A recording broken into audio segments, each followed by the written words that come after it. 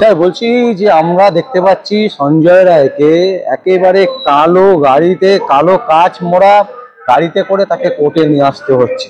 এর কারণটা কি? মানে উনি কি কোনো ভিআইপি? आप उठ पहाड़ से नीचे नामा, आप उठ पहाड़ से नीचे नामा। সঞ্জয় রায় 2 মাস মুখ বন্ধ করেছে, 2 মাস পরে ও মুখ খুলল। প্রথম দিন বলল যে ওর বিভাগীয় ডিপার্টমেন্ট ওকে ফাঁসিয়েছে। দ্বিতীয় বলল যে ওকে ফাঁসিয়েছে একদম পার্টিকুলার স্পেসিফিক নাম বলে দিল, বিনীত গোয়েল। এই যে ঢাকনাটা খুলে দিল, বিনীত গোয়েলের নামটা বলে দিল। দেখুন, মমতা ব্যানার্জি কথা বলেছিল সিপির সাথে, তাহলে মমতা ব্যানার্জি রাত 2টো পর্যন্ত বিনীত গোয়েলের সাথে কথা বলেছে, প্রমাণ লোপাট হয়েছে, এটা পর্যন্ত প্রমাণ। এবং হুলিগান পাঠিয়ে ওখানে প্রমাণ লোপাট করার চেষ্টা করেছে, পিডব্লিউকে দিয়ে ভাঙার চেষ্টা করেছে, তাড়াতাড়ি লাশ পুড়িয়ে দেওয়া হয়েছে। সেই লাশ পোড়ানোর সময় তৃণমূলের কাউন্সিলর, তৃণমূলের এমএলএ ছিল। সুতরাং টোটালটাই 2 4 হয়ে যাচ্ছে। এই জায়গাতে এই ডর বাঙ্গালকে আচ্ছা লাগা, কিন্তু বাংলার বুকে, ভারতবর্ষের বুকে যেভাবে সঞ্জয় রায়কে নিয়ে আসা হলো কালো কাঁচ দিয়ে এবং জাল দিয়ে, এসি মাধ্যম দিয়ে, ভারতবর্ষের ইতিহাসে, বাংলার ইতিহাসে রেকর্ড। কোন আসামিকে এইভাবে জীবনে কেউ নিয়ে আসা দেখেনি। কারণ সঞ্জয় রায় দ্বিতীয় কারো যদি নাম বলে দেয়, ঠক বাঁচতে গাঁও যাবে। এই সরকারটা 72 ঘন্টার মধ্যে পড়বে। স্যার একটা জিনিস মিলে যাচ্ছে, যেমন আমরা দেখেছিলাম কুণাল ঘোষকে যখন এক থানা থেকে আরেক থানায় নিয়ে যাওয়া হচ্ছিল, এক কোর্ট থেকে আরেক কোর্টে, তখন আমরা দেখেছি একজনের নাম তিনি মুখে নিয়েছেন এবং বারবার করে তার গাড়িতে প্রিজন ভ্যানের মধ্যে ধাক্কা মারা হয়েছে পুলিশ থেকে, যাতে সে বলতে না পারে। আমরা এখনো দেখছি সেম জিনিস, তাকে যাতে সঞ্জয় রায় যাতে বলতে না পারে কোনো আর দ্বিতীয় কোনো নাম, তার এই ব্যবস্থা। তাহলে যার নামটা উঠছিল তাকে জিজ্ঞাসাবাদ করা যাবে না? অবশ্যই জিজ্ঞেস করা যাবে। সিবিআই যদি মনে করে, তাহলে সঞ্জয় রায়কে পুনরায় সিবিআই হেফাজতে নিতে হবে, নিয়ে তাকে জিজ্ঞাসাবাদ করে সমস্ত সবুজ কালেক্ট করে মহামান্য আদালতের কাছে পারমিশন নিয়ে সঞ্জয় রায় এবং বিনীত গোয়েলকে সামনাসামনি বসালেই দুধকে দুধ, পানিকে পানি হবে এবং বাংলার মানুষ সত্যটা জানতে পারবে। এবং সাথে সাথে বিনীত গোয়েলের ফোনটা এবং মমতার ফোনটা, দুটো কল লিস্ট মেলাতে হবে, তাহলেই সত্যটা উদ্ঘাটন হবে যে সঞ্জয় রায় বলিকা বকরা হয়েছে নাকি সঞ্জয় রায় সহ আর কে মাথা জড়িত। আচ্ছা, এইভাবে আটকাতে চাইছে কেন? সঞ্জয় রায় তো কোর্টের সামনে গিয়ে সব কথা বলে দেবে, আলটিমেটলি প্রেসের সামনে আটকে দেওয়া হচ্ছে, এটা কারণটা কি? আমার মিষ্টিতে ইঁদুর পড়েছে, এটা কেউ বলতে চায়, তাহলে মিষ্টিকেও খাবে, মিষ্টিকেও খাবে। ঠিক সেই রকম ভাবে এই সরকারটা, এই যে অভয়াকাণ্ডে সরকারি ভাবে সন্ত্রাস করা হয়েছে, তার সরকারের হসপিটালের মধ্যে, নীল সাদা রঙের হসপিটালের মধ্যে, আরজি করের মতো সুপার স্পেশালিটি হসপিটালের মধ্যে যে এইরকম কাণ্ড ঘটেছে, এই কাণ্ড ঘটার পিছনে যে বড় মাথা মমতা ব্যানার্জি আছে নাকি বিনীত গোয়েল আছে, এবং একে একে যদি দুয়ে যদি 4 হয়ে যায়, তাহলেই তো সরকারটা পড়ে যাবে। আপনি এতটা বিশ্বাসের সাথে কি করে বলছেন? কারণ এখনো 2026, অনেক দেরি আছে। আরে রাষ্ট্রপতি শাসন জারি হয়ে গেলে কি করবে? রাষ্ট্রপতি শাসন আপনি একদম নোট করে রাখুন।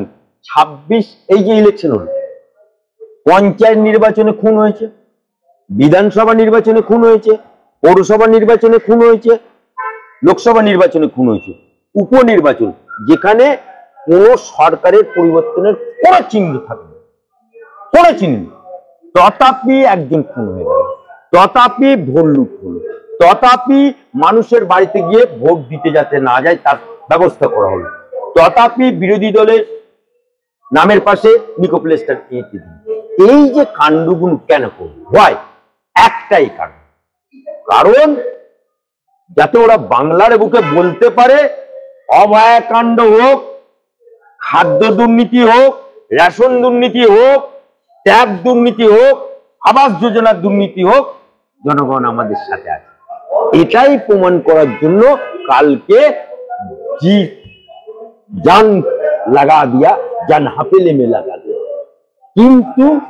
কিন্তু 26 সালের ইলেকশনের আগে এই সরকারকে তাকে রাষ্ট্রপতি শাসন যদি জারি না করা হয়, তাহলে কোনোদিনই বাংলার বুক থেকে এই মমতাকে হাঁটানো যাবে না। কারণ আজকে দেখুন, কালকে নির্বাচন হয়েছে, বাংলার বাইরে নির্বাচন হয়েছে, একটা কুকুর মরেছে, একটা ছাগল মরেছে, একটা ভেড়া মরেছে, একটা টিকটিকি মরেছে, একটা আরশোলা মরেছে। নো, হোয়ার ইজ বাংলাতে খুন হচ্ছে, প্রতিটা ইলেকশনে খুন হচ্ছে। এই যে কালচার, এই কালচার থেকে বেরোতে গেলে রাষ্ট্রপতি শাসন জারি। আপনারা বিরোধিতা করেন বলে এইভাবে কথা বলছেন, কিন্তু কালকে নির্বাচন কমিশন একদম পরিষ্কার করে দিয়েছেন শান্তিপূর্ণ ভোট হয়েছে। আর যে খুনটা হয়েছে ওটা নির্বাচন সংক্রান্ত বিষয় নয়, ওটা আলাদা কোনো ম্যাটার। দেখুন, নির্বাচন কমিশন স্টেটেড যে নির্বাচন কমিশন যিনি আছেন, জল দেখেছেন, জল গ্লাসে দিলে গ্লাসের আকার, বালতিতে দিলে বালতি, আর কলসিতে দিলে কলসি। তা উনি পশ্চিমবাংলায় নির্বাচন কমিশন উনি আকার ধারণ করে নিয়েছে তৃণমূলের মতো।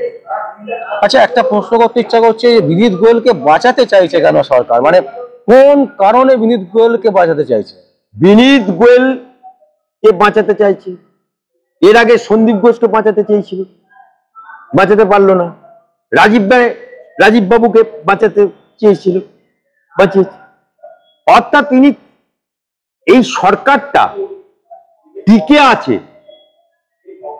পুলিশদের মাথা, প্রশাসন আর নিচে হুলিগান, এর সংমিশ্রণে সরকারটা চলছে। জনগণ ওনার পাশে নেই, তাই তেলা মাথায় তেল দেবার জন্য এবং সরকারটা বেনাকাব যাতে না হয়ে যায় সেটার জন্যই বিরোধীকে মারা। তাহলে কালকে নির্বাচনে সেন্ট্রাল ফোর্স ছিল, সেন্ট্রাল ফোর্স কিছু করতে পারছে না কেন? মানে তাদের কি? দেখুন, সেন্ট্রাল ফোর্স থাক আর নির্বাচন কমিশন থাক, সেন্ট্রাল ফোর্সকে গাইড করে কে? লোকাল থানার ওসি। আর সেন্ট্রাল ফোর্স তো এসে কোথায় বুথ, কোথায় গলি, কোথায় কি, এ তো চেনে না, জানেও না, সম্ভব না। কারণ তারা তো বাইরের দেশ থেকে, তারা একদিনের জন্য হানিমুন করতে এসেছে।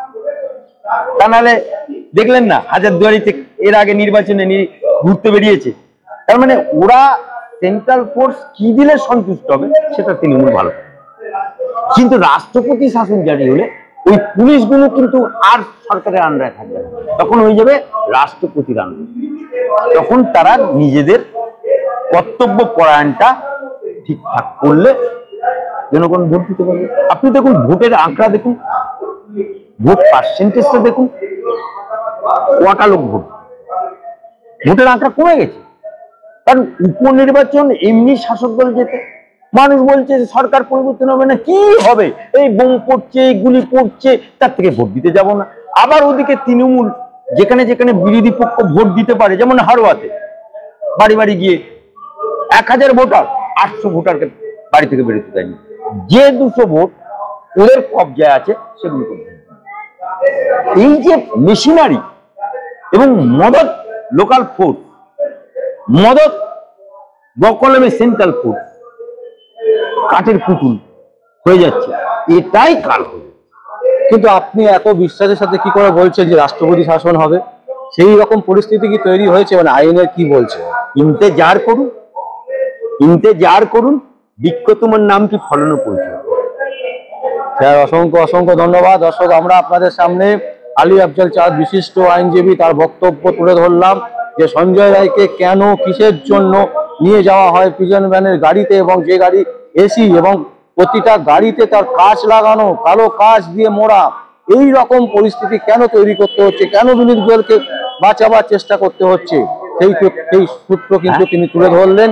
এবং আপনাদের যদি কোনো বক্তব্য থাকে, কোনো কমেন্ট থাকে, অবশ্যই আপনারা কমেন্ট বক্সে কমেন্ট করবেন। আর দেখতে থাকুন পরবর্তী সংবাদ আবির্ভাবে। আমার নাম বিশ্বজিৎ পাল, সংবাদ আবির্ভাবের জন্য।